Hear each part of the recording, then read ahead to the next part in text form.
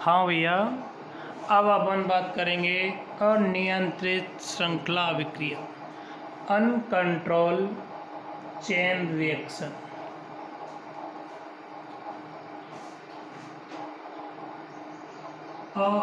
अनियंत्रित श्रृंखला अभिक्रिया, अनकंट्रोल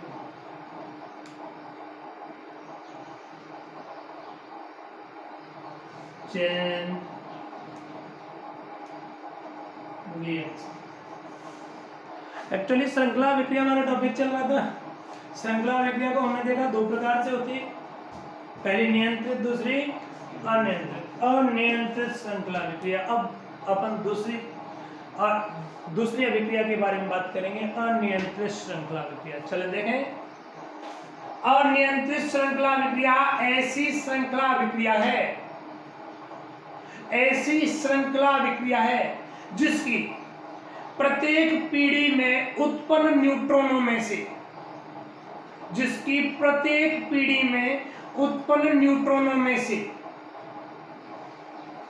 कम से कम एक या एक से अधिक न्यूट्रॉन पुनः अभिक्रिया में भाग ले। कम से कम एक या एक से अधिक न्यूट्रॉन पुनः अभिक्रिया में भाग ले, मतलब एक की जगह दो न्यूट्रॉन भी भाग ले सकते हैं, तीन भी ले सकते हैं, एक भी ले सकता है। न्यूट्रॉन पुनः अभिक्रिया में भाग ले तो इस प्रकार के विखंडन की एक श्रृंखला बन जाती है। इस श्रृंखला को अपन क्या बोलते हैं? अनियंत्रित श्रृंखला अभिक्रिया।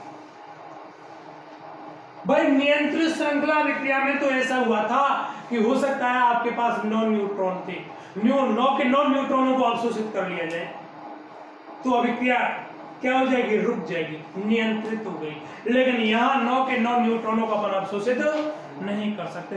कम से कम प्रत्येक विखंडन की पीढ़ी में, नई पीढ़ी में कम से कम एक या एक से अधिक न्यूट्रॉन पुनः अभिक्रिया में भाग लेते हैं, तो इस प्रकार के विखंडन की एक श्रृंखला बन जाती है। इसे अनियंत्रित श्रृंखला अभिक्रिया कहते हैं। एक्चुअली अनियंत्रित श्रृंखला अभिक्रिया, इस अनियंत्रित श्रृंखला अभिक्रिया के सिद्धांत पर परमाणु बम काम करता है। कौन?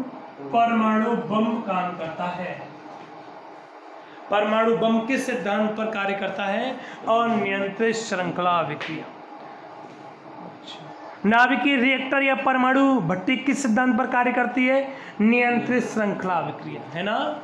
चलो अब अपन बात करेंगे परमाणु बम की बात करेंगे। किसकी बात करेंगे? परमाणु बम। देखें परमाणु बम के अंदर क्या होता है बेटा, इसको चाहे जो बना सकता है, बहुत इजी है, चाहे जो बना सकता है घर में भी। देखो इसके अंदर क्या होता है बेटा, न्यूट्रॉन स्रोत होता है। कौन होता है? न्यूट्रॉन स्रोत। परमाणु बम के अंदर एक न्यूट्रॉन स्रोत होता है। चले आगे। इस न्यूट्रॉन स्रोत के चारों ओर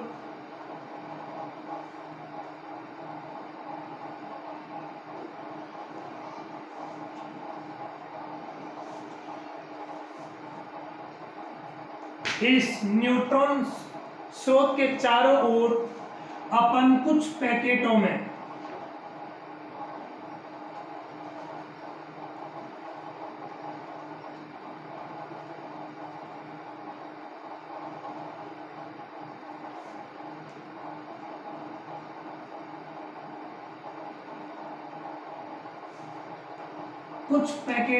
क्या कर देते हैं बेटा, यूरेनियम 235 या प्लूटोनियम 239 भर देते हैं। कुछ पैकेट, वही पैकेट आपके पास स्टील के पात्रों में, स्टील के पात्रों के पैकेट है ना। उन पैकेटों में यूरेनियम या प्लूटोनियम रेडियोएक्टिव पदार्थ है, इनके पैकेट बनाकर यहां भर देते हैं। यहाँ ये पैकेट बना के भर देते हैं। ये पैकेट मैंने भर दिए, देखो ये पैकेट बंडल बना के भर दिया। इन पैकेटों के पीछे कोई विस्फोटक पदार्थ भर देते हैं। कौन भर दिया? विस्फोटक पदार्थ।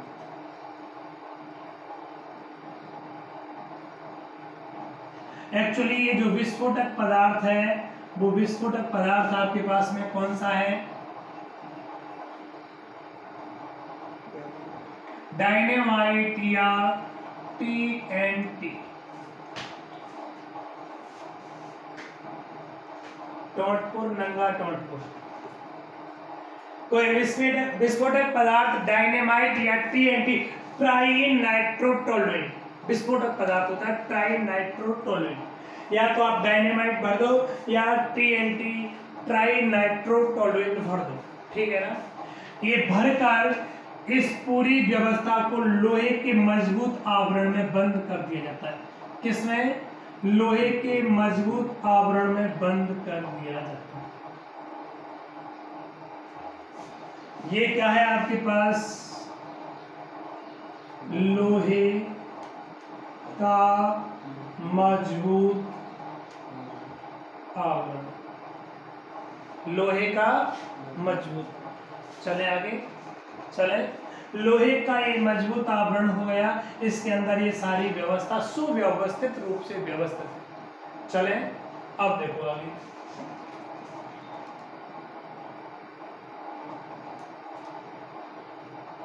ये जो पूरी व्यवस्था है, ये पूरी व्यवस्था आपकी क्या कहलाती है?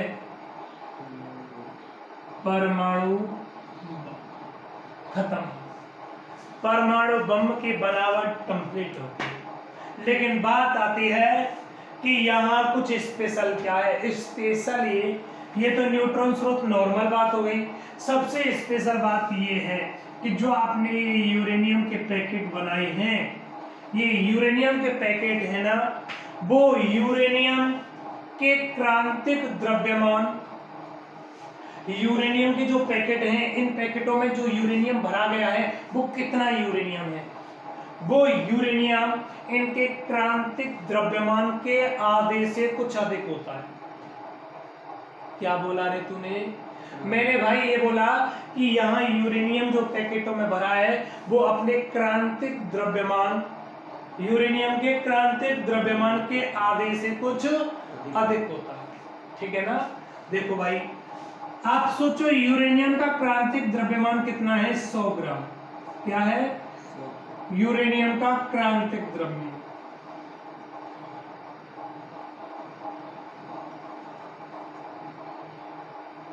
यूरेनियम का जो क्रांतिक द्रव्यमान है वो कितना है? 100 ग्राम है। कोई दिक्कत थोड़ी है। चले, क्रांतिक, पहला क्वेश्चन क्रिएट होता है, क्रांतिक द्रव्यमान क्या बीमारी है? भाई यूरेनियम का एक निश्चित विशिष्ट वह द्रव्यमान, कुछ स्पेशल विशिष्ट द्रव्यमान, जितना द्रव्यमान होगा उस द्रव्यमान पर न्यूट्रॉन आकर अटैक करेंगे तो ही यूरेनियम का विखंडन होगा, अर्थात यूरेनियम का विखंडन नहीं होगा। आप सोचो, यूरेनियम का क्रांतिक द्रव्यमान 100 ग्राम है, तो इसका मतलब ये हो गया, अगर मेरे पास 99 ग्राम यूरेनियम हुआ, कितना? 99 ग्राम यूरेनियम हुआ, 99.99 ग्राम यूरेनियम हुआ, और इस यूरेनियम पर अगर मैं न्यूट्रॉन आकर अटैक कराऊं तो इन न्यूट्रॉनों के द्वारा यूरेनियम का विखंडन नहीं होगा। क्रांतिक द्रव्यमान वह द्रव्यमान है कि जिस यूरेनियम के उन नाविकों के ऊपर जैसे ही न्यूट्रॉन आकर अटैक करता है,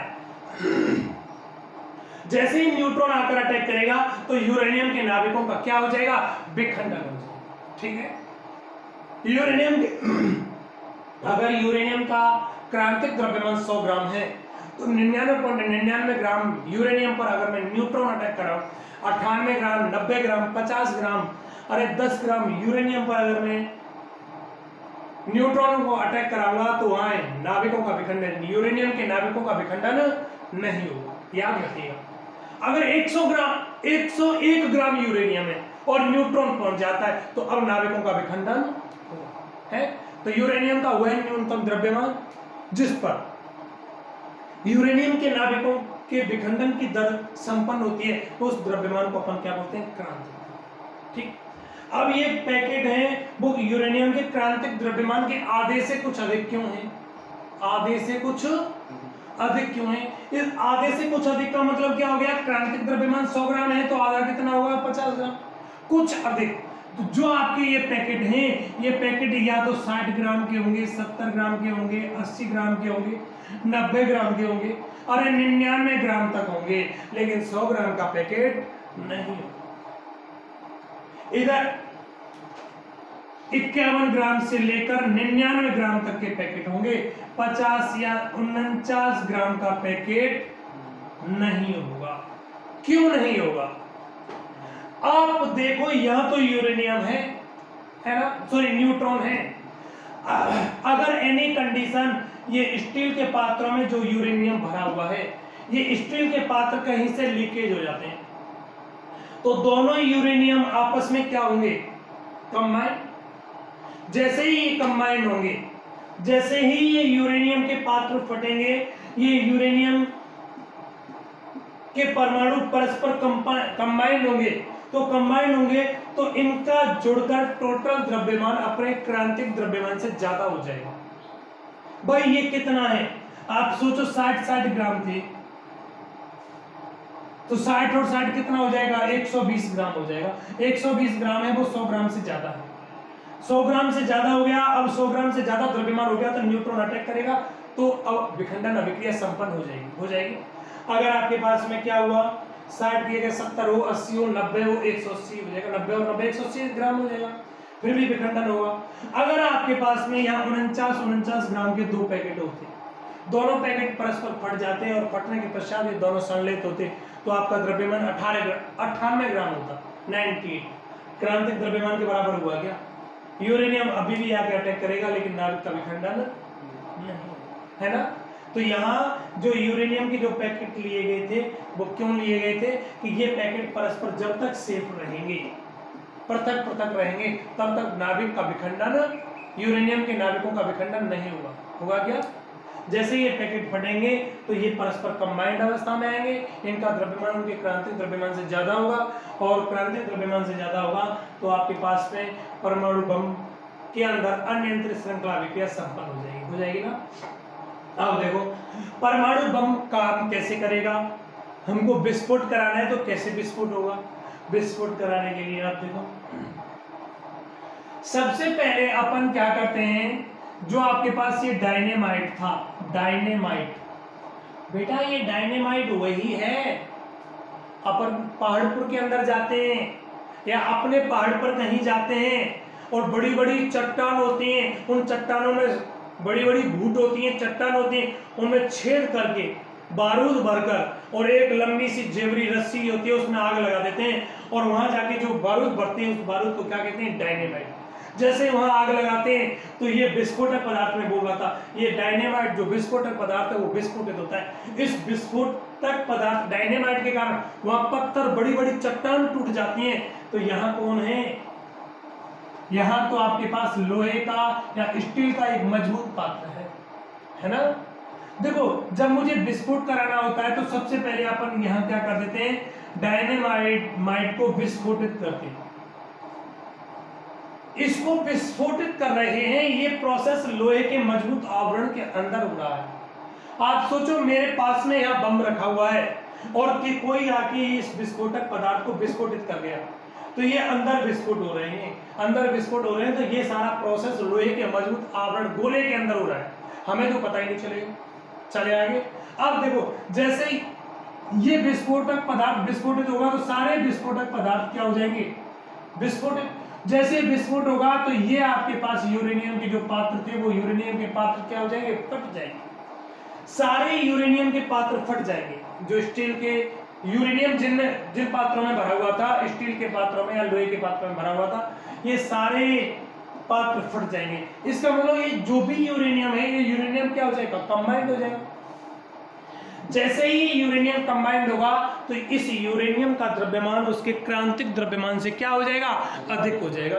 और जैसे ही इस यूरेनियम का द्रव्यमान अपने क्रांतिक द्रव्यमान से ज्यादा हुआ, जैसे ही यूरेनियम का द्रव्यमान अपने क्रांतिक द्रव्यमान से ज्यादा हुआ, वैसे ही यह न्यूट्रॉन यूरेनियम पर जाकर अटैक करेंगे। यहाँ यूरेनियम के नाभिकों के विखंडन की दर संपन्न होगी। यह विखंडन की दर इतनी तीव्र गति से होती है, इतनी तेजी से होती है कि जितने भी न्यूट्रॉन उत्पन्न होंगे, सारे न्यूट्रॉन पुनः अभिक्रिया में भाग लेंगे। यहाँ कहीं कैडमियम दिख रहा है क्या आपको? सारे न्यूट्रॉन पूरे अभिक्रिया में भाग लेंगे। यह कुछ ही क्षण में अभिक्रिया इतनी तेजी से होती है कि इस लोहे के मजबूत आवरण के अंदर अपार मात्रा में ऊर्जा मुक्त हो जाती है, और अपार मात्रा में ऊर्जा के कारण यह लोहे का मजबूत आवरण एक प्रचंड विस्फोट के साथ क्या हो जाता है, फट जाता है, जो विनाश का कारण बनता है। परमाणु बम से क्या किया जाता है, सृष्टि प्रलय की जाती है, विनाश का किसी न किसी देश को विध्वंस कराने में किया जाता है। ये आपके पास में कौन होता है, परमाणु बम। लेकिन बेटा ये परमाणु बम होता है वो आपके देशों के पास होता है, ये आतंकवादी इस परमाणु बम के, आतंकवादियों के हाथ में परमाणु बम नहीं लगता, आतंकवादियों के हाथ में ये यूरेनियम हाथ नहीं लग पाता। एक्चुअली मैं बात करना चाहूं, आप सोचिएगा हमारे भारत के अंदर जो यूरेनियम आता है ऑस्ट्रेलिया से आता है। कैसे आता है यूरेनियम का कॉस्ट, 1 ग्राम यूरेनियम की कॉस्ट समथिंग 253 लाख करोड़ रुपया,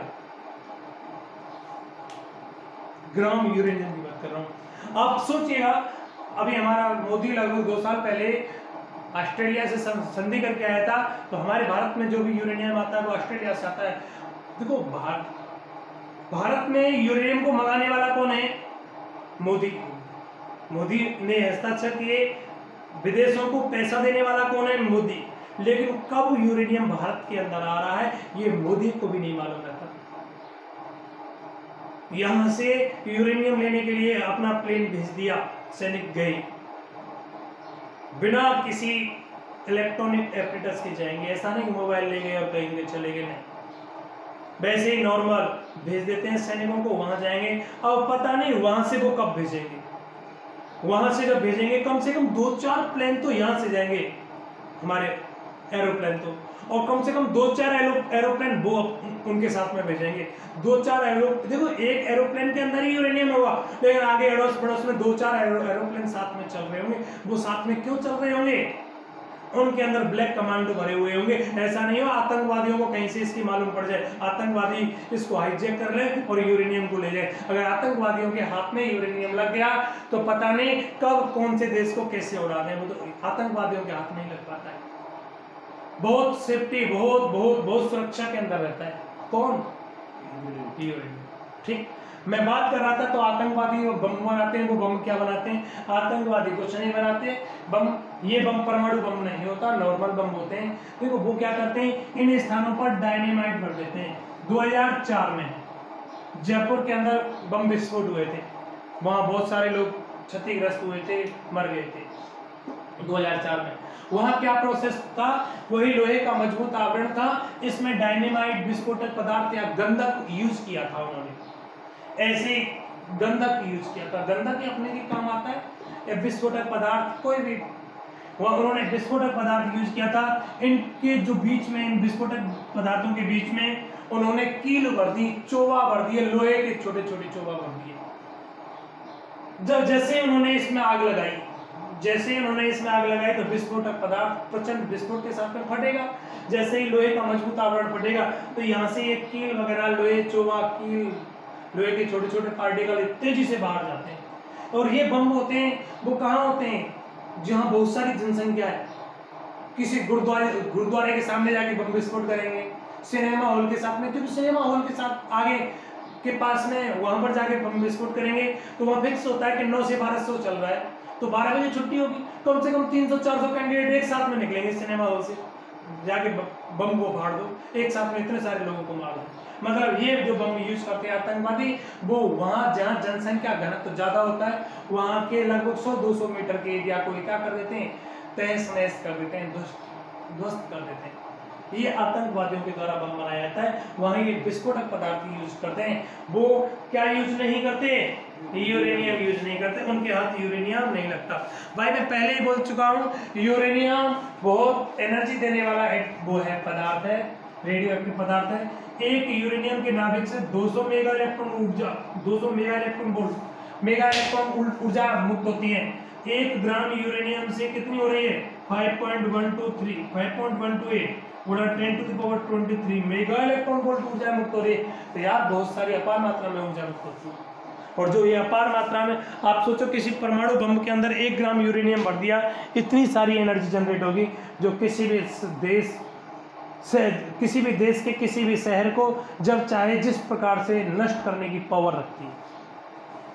1945 में अमेरिका ने उसके ऊपर डाला था, जापान के 2 शहर थे हिरोशिमा और नागासाकी के ऊपर, जो यही परमाणु बम डाले थे, जिनके कारण आज भी वहाँ बच्चे अपंग पैदा होते, आज भी वहाँ वनस्पति सही से काम नहीं करती उन 2 शहरों के ऊपर। क्यों? क्यों? वहाँ पर रेडिएशन विकिरण बहुत ज़्यादा हो गया। ठीक, खत्म बात।